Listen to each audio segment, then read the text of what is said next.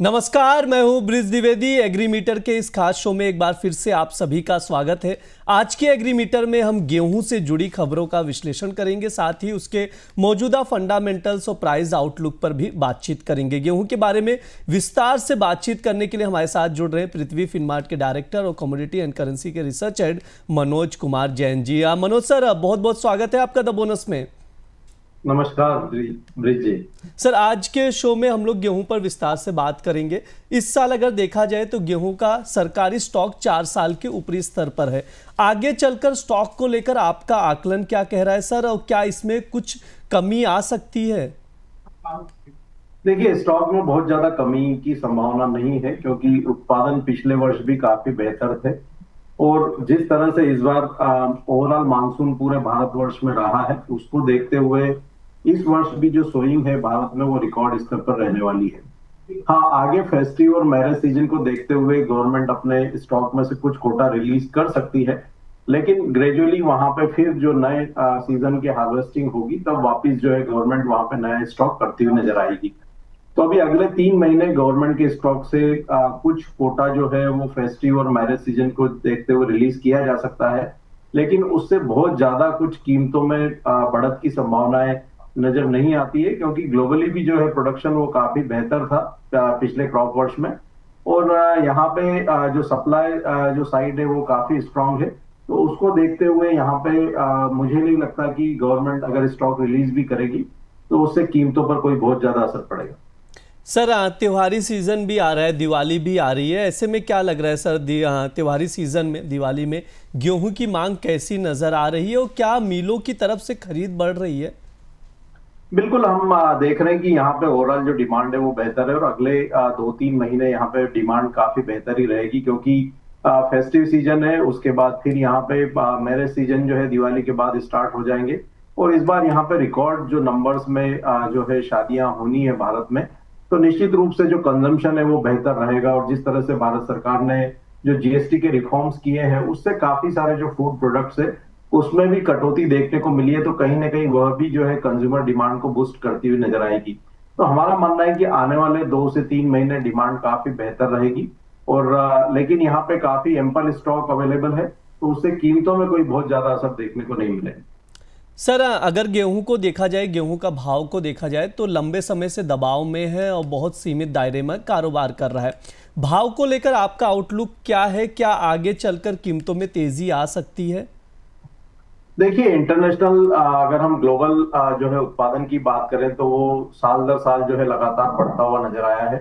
Crop वर्ष 2023-24 में जो उत्पादन है वो लगभग 780 मिलियन मैट्रिक टन के आसपास था, जो कि वर्ष 2024-25 के क्रॉप ईयर में बढ़कर लगभग 801 जो है मिलियन मैट्रिक टन हो गया था यूएसडीए की रिपोर्ट के अनुसार। तो उत्पादन में लगातार बढ़ोतरी यहाँ पे देखने को मिल रही है और जो 10 साल के एवरेज है उससे उत्पादन लगातार ऊपर बना हुआ है। तो ग्लोबल सप्लाई कंडीशन काफी बेहतर है। भारत में भी उत्पादन जो है पिछले 4-5 वर्षों से काफी बेहतर है और इस वर्ष भी जो है मानसून वो काफी बेहतर रहा है। हम देख रहे हैं कि इंटरनेशनल मार्केट में जो सीबीओटी वीट का फ्यूचर है वो $500 के आसपास कारोबार कर रहा है और $500 यहाँ पे एक साइकोलॉजिकल लेवल है। उसके नीचे अगर कीमतें फिसलती है इंटरनेशनल मार्केट में तो वहां से वो 4-5% का दबाव जो है वो देखने को मिल सकता है। तो अभी यहाँ पे बढ़त की कोई संभावना कीमतों में नजर नहीं आती है। हमारा मानना है कि जो इंटरनेशनल मार्केट में दायरा है वो $470 से $530 का जो है वो रह सकता है। तो उस लिहाज से भारतीय बाजारों में भी जो यहाँ भाव है वो 2600 से 3050 का जो एक दायरा है उसमें बने रह सकते हैं।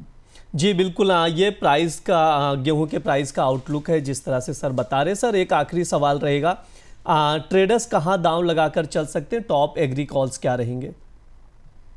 देखिए, एग्री में अभी हम देख रहे हैं कि पिछले 1-2 सप्ताह से थोड़ी मूवमेंट जो है बनती हुई नजर आई है। जिस तरह से हमने इंटरनेशनल मार्केट में थोड़ी एग्रीकल्चर कमोडिटीज में हलचल देखी है, हालांकि यूएस चाइना के जो ट्रेड कॉन्फ्लिक्ट है वो फिर एक बार बढ़ते हुए नजर आए हैं, तो थोड़ी वॉलेटिलिटी ज्यादा है। कॉटन सीड ऑयल के यहाँ पे एक अच्छा जो है कंसोलिडेशन देखने को मिल रहा है। तो कॉटन सीड ऑयल के दिसंबर वायदा में बाई की सलाह रहेगी 2894 के स्तर पर। 2950 का टारगेट रहेगा। स्टॉप लॉस 2866 के रहेंगे। दूसरा, हमने टर्मरिक में यहाँ पे एक अच्छा पॉजिटिव मोमेंटम आते हुए देखा है। 12% की बढ़त जो इस सप्ताह टर्मरिक के कॉन्ट्रैक्ट में आती हुई नजर आई है, जो 13,650 दिसंबर कॉन्ट्रैक्ट के लिए एक स्ट्रांग रेजिस्टेंस बना हुआ था, उसके ऊपर कीमतें निकलती हुई नजर आई है।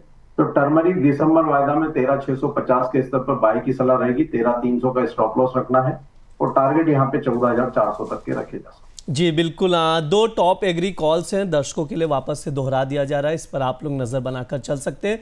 टर्मरिक की बात करें तो दिसंबर वायदा में खरीदारी करने की सलाह दी जा रही, 13,650 पर खरीदना है, 14,400 का टारगेट रहेगा। स्टॉप लॉस ज़रूर लगाएं 13,300 का। इसके अलावा एक और एग्री कॉल है, उस पर भी आप लोग नज़र बनाकर चल सकते हैं। कॉर्डन सीड ऑयल केक दिसंबर वायदे में खरीदारी करने की सलाह दी जा रही है, 2894 पर खरीदना है, 2950 का टारगेट रखना है, 2866 का स्टॉप लॉस लगाकर चल सकते हैं। ध्यान रहे जब भी आप किसी भी कमोडिटी में ट्रेडिंग कॉल लें या पोजीशन बनाए तो स्टॉप लॉस लगाकर बनाए।